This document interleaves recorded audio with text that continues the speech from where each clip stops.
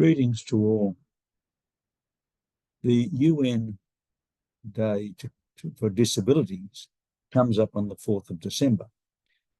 We're just a little bit early.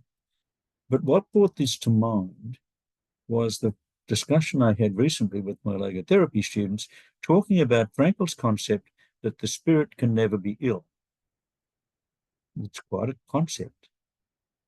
And yet, in some ways, it's echoed in a number of the protocols, policies that come forward. For instance, the UN Convention on the Rights of Persons with Disabilities said their purpose is to promote, protect, and ensure full and equal enjoyment of human rights and fundamental freedoms by all persons with disabilities, and to promote respect for their inherent dignity. So there's something in there that says it's more than just the body and even the mind. There's something there about that inherent dignity of the human being. And that's what Frankl was getting at with his psychiatric credo. What he was saying was this, that essentially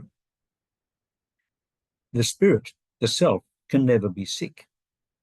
Even in those who are broken in their bodies or minds, there is an uninjured humanity present in the depths of the person. As he says there, an incurably psychotic individual can still have that spark inside. Even behind the tragedy of severe brain damage, the human being is still there. You know, Frankl suggests that psychologists, in some cases, perhaps in many cases, have understood the mind as a machine and hence have focused on techniques for fixing the machine. Now, Frankl used those techniques himself. He wasn't against them, but he always said they're not the full story. The other thing that came to mind that made me think about this was the whole concept of artificial intelligence. AI is becoming all-pervasive, and we can manufacture things with it, we can talk to it, we can react as though it's a real human being, and robots are going to get better and better. Now, what's the difference? Well, to me, the difference is this. Your ordinary robot can be plugged in and charged, and then at some stage, you have to switch it on. What Frankl is saying is, even if the person is comatose,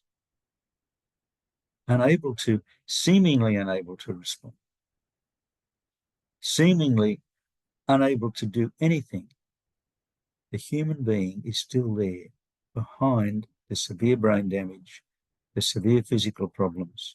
The human being remains. That's the point. Body, mind, and spirit. And what is always left, no matter what, is spirit. Even though the other parts of the machine have been so severely compromised. Just a thought, and thank you for listening.